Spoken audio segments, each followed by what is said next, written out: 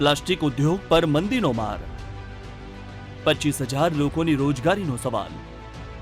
ભાવનગર જિલ્લો મુખ્યત્વે પોતાના 3 ઉદ્યોગના કારણે ખૂબ પ્રખ્યાત છે, જેમાં પહેલા નંબર પર અલંગ ઉદ્યોગ, બીજા નંબર પર પ્લાસ્ટિક ઉદ્યોગ અને ત્રીજા નંબર પર હીરા ઉદ્યોગનો સમાવેશ થાય છે।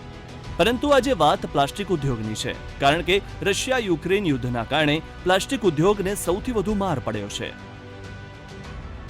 જિલ્લાના 1100 પ્લાસ્ટિક એકમો પર મંદીનો માર, હજારો કામદારોની રોજગારીનો ઉદ્ભવ્યો સવાલ। જો પ્લાસ્ટિક ઉદ્યોગ બંધ થવા લાગે અથવા તો મંદીમાંથી બહાર ન આવે તો હજારો કામદારોની રોજી છીનવાઈ શકે છે।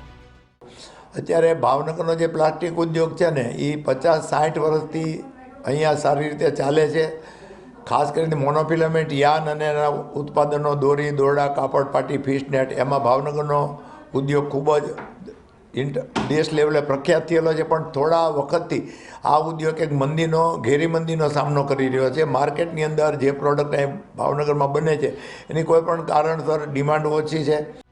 હાલમાં ભાવનગરમાં પ્લાસ્ટિક ઉદ્યોગની હાલત એક સાંધીથી તીર તૂટે જેવી છે। એક તરફ મંદી છે તો બીજી તરફ નાણાકીય વ્યવહારોમાં લાંબો સમય ખેંચ થવાથી માલની ખપત ઓછી થાય છે। ભાવનગર જિલ્લામાં મુખ્યત્વે ફિલામેન્ટ યાન, દોરી, દોરડા, પાટી અને કાપડ બનાવવાનું કામ થાય છે। આ ઉદ્યોગને ગૃહ ઉદ્યોગ તરીકે પણ ચલાવવામાં આવે છે। જો કે મંદીના મારના કારણે તમામ ઉદ્યોગને માર પડી રહ્યો છે, છતાં સરકારે બજેટમાં કરેલી જાહેરાતોથી ફાયદો થવાની ઉદ્યોગકારોને આશા છે।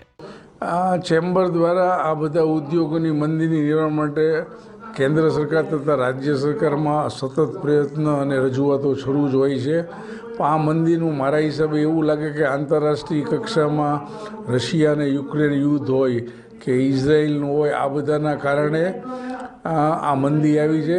તેમ છતાં પણ અલંગ માટે કેન્દ્ર સરકારે ડ્યુટીનો ઘટાડો, રોલિંગ મિલ માટે BIS માટેની કમિટીની રચના અને અન્ય ઉપાયો કરી ને ટૂંક સમયમાં એવું લાગે છે કે આ બધા રોજગારલક્ષી ઉદ્યોગો ફરીવાર ધમધમતા ચોક્કસ થશે। હાલ તો મંદીના કારણે રોજગારી પર અસર વર્તાઈ રહી છે અને ક્યાંક કામદારોમાં ચિંતા પણ જોવા મળી રહી છે।